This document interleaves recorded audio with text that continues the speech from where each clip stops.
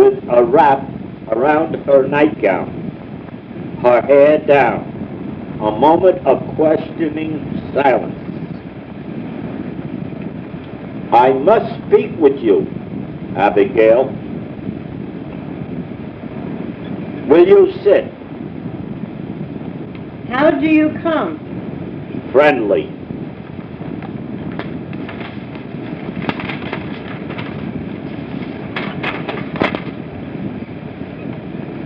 I didn't like the woods at night.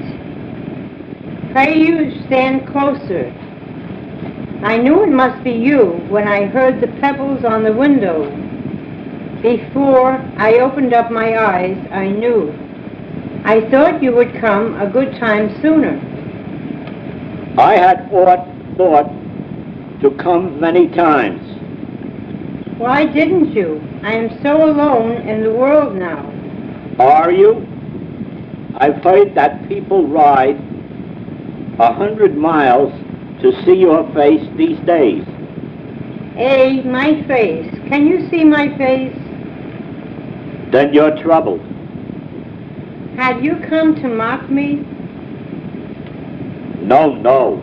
But I hear only that you go to the tavern every night and play shuffleboard with the deputy governor, and they give you cider.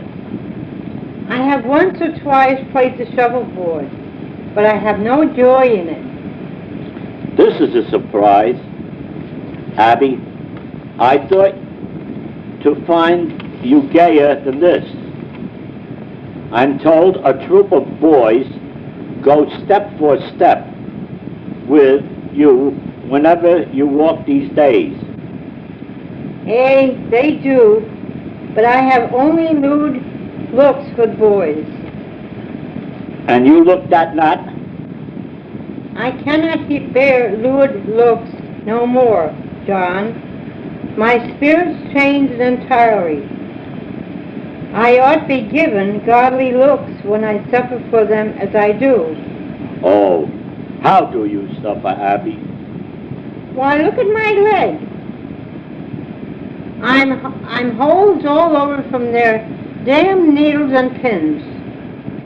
The jab your wife gave me, not healing yet, you know. Oh, isn't it? I think sometimes she pricks it open again while I sleep. And George Jacobs, he comes again and again and raps me with his stick. The same spot every night, all this week. Look at the lump I have. Abby, George Jacobs is in the jail all this month. Thank God he is, and bless the day he hangs and let me sleep in peace again. Oh, John, the world's so full of hypocrites. They pray in jail. I'm told they all pray in jail. They may not pray. And torture me in my bed while sacred words are coming from their mouths. Oh, it will need God himself to cleanse this town properly. Abby, you mean to cry out still others? If I live, if I am not murdered, I surely will until the last hypocrite is dead. There is no good. There is one. You are good. Am I? How am I good? Why, you taught me goodness, therefore you are good. It were a fire you walked me through, and all my ignorance was burned away. It was a fire, John. We laid in fire. And from that night, no woman dare call me wicked any more. But I knew my answer. I used to weep for my sins when the wind lifted up my skirts and blushed for shame because some old Rebecca called me loose. And then you burned my ignorance away. As bare as some December tree, I saw them all, walking like saints in church, running to feed the sick and hypocrites in their hearts. And God gave me strength to call them liars, and God made men to listen to me. And by God, I will scrub the world clean for the love of him. Oh, John, I will make you such a wife when the world is white again. You will be amazed to see me every day, a light of heaven in your house. Why are you cold?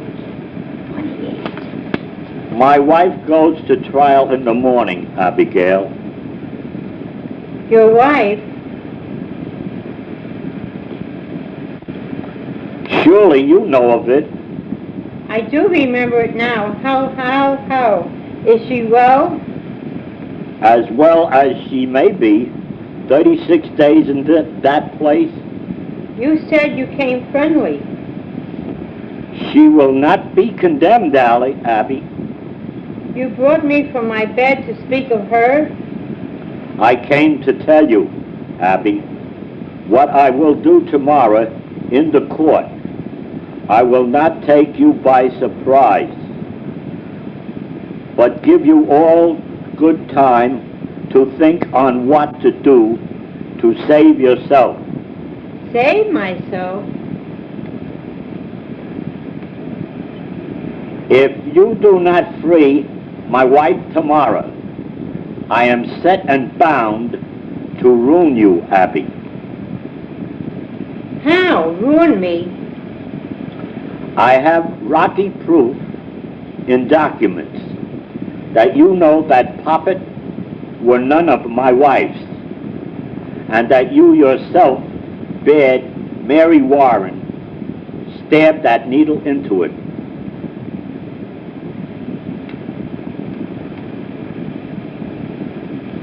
I bade Mary Warren?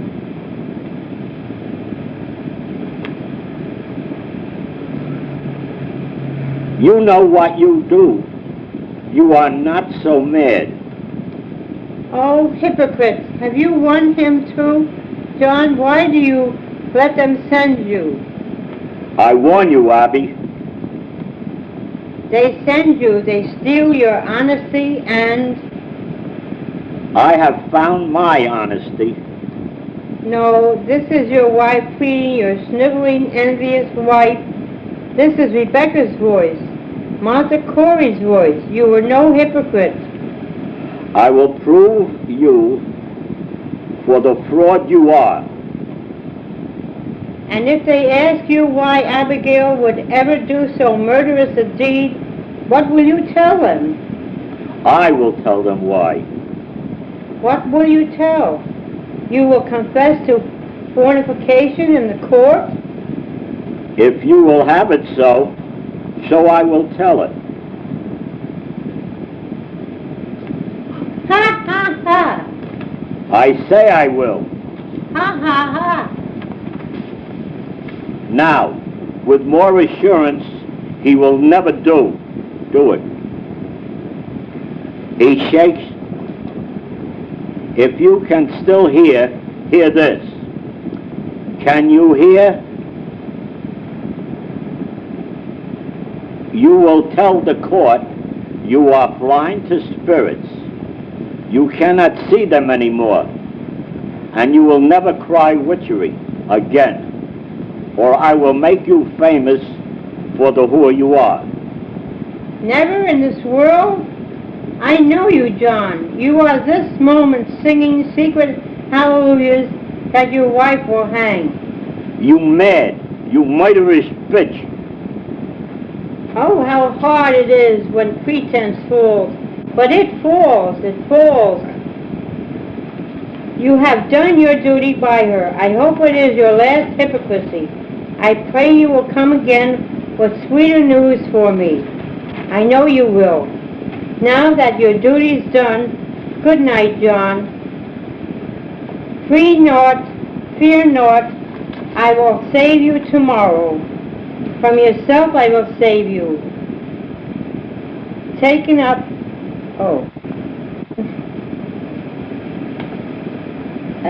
scene.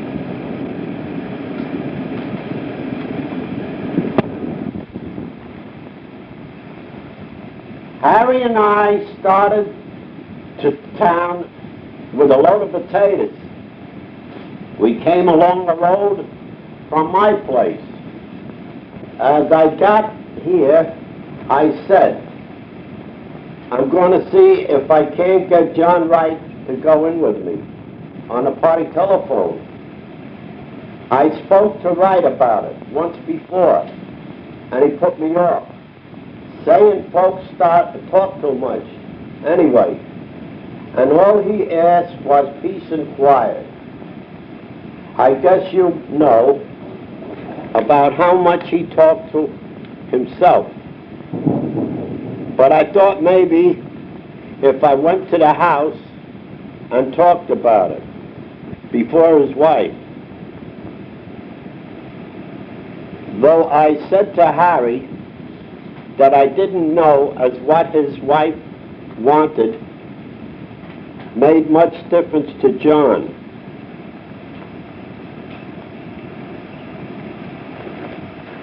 I didn't hear or see anything. I knocked at the door, and still it was all quiet inside.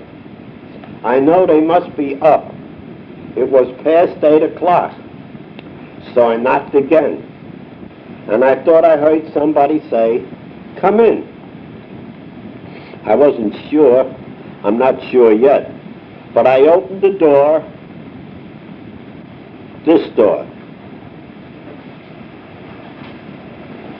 and there in that rocker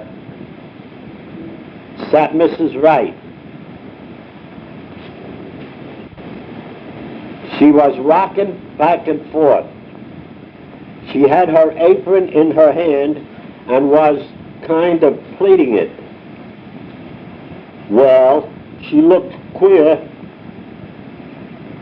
Well, if she didn't know what she was going to do next, and all kind of done up.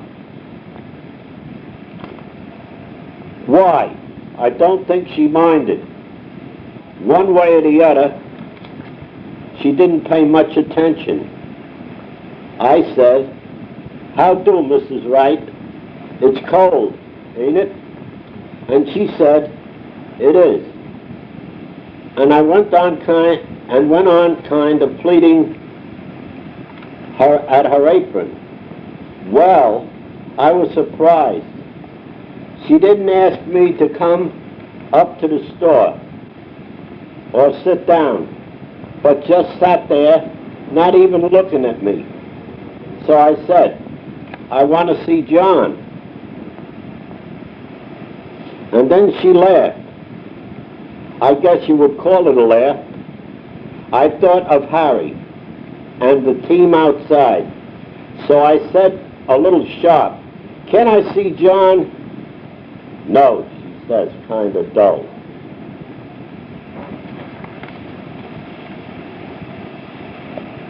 "Ain't he home yet?" Says I. "Yes," says she, "he's home."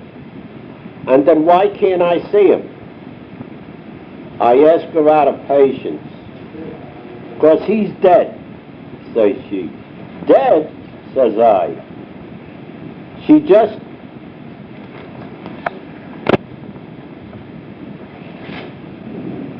"'Cause he's dead," says she. "Dead?" says I. She just nodded her head, not getting a bit excited, but rocking back and forth. "Why, where is he?" says I, not knowing what to say. She just pointed upstairs, like that. I got up with the idea of going up there. I walked from there to here. Then I says, "Why, what did he die of?" "He died of a rope around his neck," says she, and just went on pleating at her apron. Well, I went out and called Harry. I thought I might need help. We went upstairs, and there he was laying. Well, my first thought was to get the rope off. I looked, but Harry, he went up to him and he said, "No, he's dead all right. We'd better not touch anything." So we went back downstairs. She was still sitting that same way. "Has anybody been notified?" I asked. "No," says she, unconcerned. "Who did this, Mrs. Wright?" said Harry. He said it businesslike, and she stopped pleating of her apron. "I don't know," she says. "You don't know?" says Harry. "No," says she. "Weren't you sleeping in bed with him?" says Harry. "Yes," says she, "but I was on the inside. Somebody slipped the rope around his neck and strangled him." "And you didn't wake up?" says Harry. "I didn't wake up," she said after him. "We must look as if we didn't see how that could be." After a minute, she said, "I sleep sound."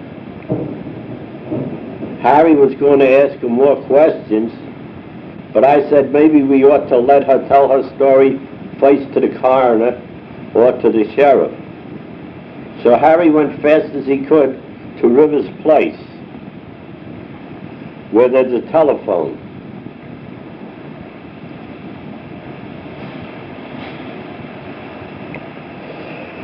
She moved from that chair over to this over here.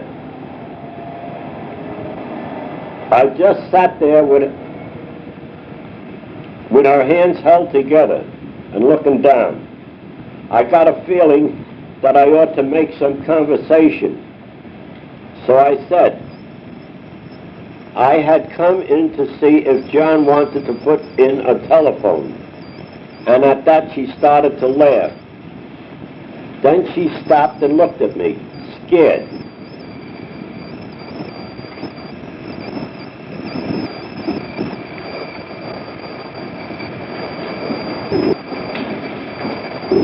I don't know, maybe it wasn't scared. I wouldn't like to say it was. Soon Harry got back and then Dr. Lloyd came in, and you, Mr. Peters, and so I guess that's all I know that you don't.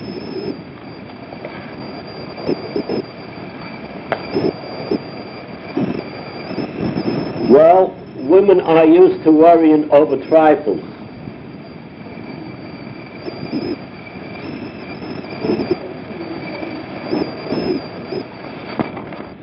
Seeing